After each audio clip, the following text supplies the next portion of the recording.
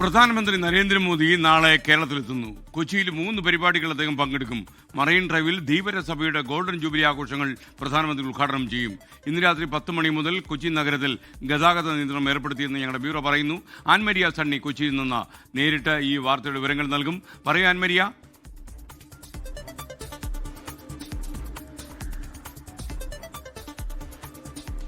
ഇന്ത്യയുടെ തെരഞ്ഞെടുപ്പ് പ്രചാരണത്തിന്റെ ആരംഭം കുറിക്കുന്നതിന് വേണ്ടിയിട്ടാണ് പ്രധാനമന്ത്രി നരേന്ദ്രമോദി നാളെ കേരളത്തിലേക്ക് എത്തുന്നത്. കൊച്ചിയിലേക്കാണ് അദ്ദേഹം എത്തുന്നത്. 3 പരിപാടികളാണ് കൊച്ചിയിലുള്ളത്.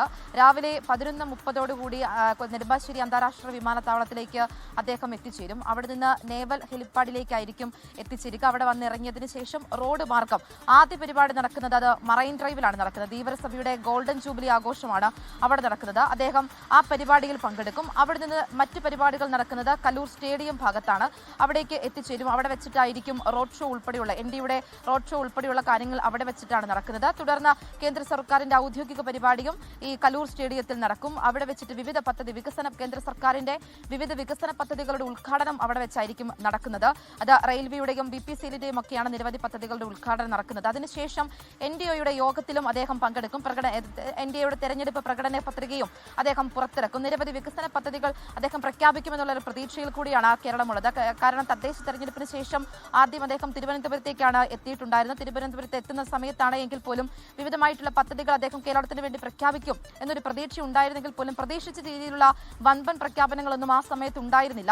അതുകൊണ്ട് തന്നെ ഈ നിയമസഭാ തെരഞ്ഞെടുപ്പ് അടുത്തിരിക്കുന്ന ഒരു സാഹചര്യത്തിൽ പ്രധാനമന്ത്രിയെ തന്നെ കേരളത്തിലേക്ക് എത്തിച്ച് ആ തെരഞ്ഞെടുപ്പ് പ്രചാരണങ്ങൾക്ക് തുടക്കം കുറിക്കുന്നതോടെ കൂടുതൽ സീറ്റുകൾ അത് കേരളത്തിൽ നേടുക എന്നൊരു ലക്ഷ്യം NDA കാണുന്നു. അതുകൊണ്ട് തന്നെ ആ രീതിയിലുള്ള വികസന പദ്ധതികളുടെ പ്രഖ്യാപനം ഉണ്ടാകും.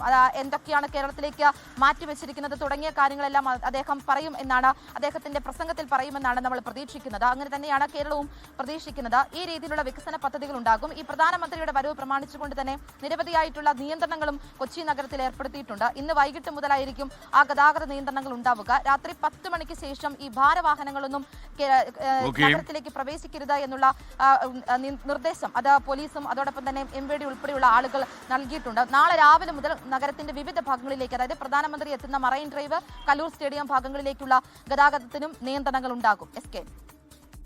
ആൻമരിയ സണ്ണിയാണ് കൊച്ചിയിൽ നിന്നും വിവരങ്ങൾ നൽകിയത്. ലോകത്തെവിടെയായാലും ഏത് സമയത്തും 24 വാർത്തകളും ഓഗ്മെന്റഡ് റിയാലിറ്റി പാക്കേജുകളും എക്സ്പ്ലെയിനറുകളും വിശദമായി കാണാൻ ഞങ്ങളുടെ YouTube ചാനൽ നിങ്ങൾക്ക് സബ്സ്ക്രൈബ് ചെയ്യാം.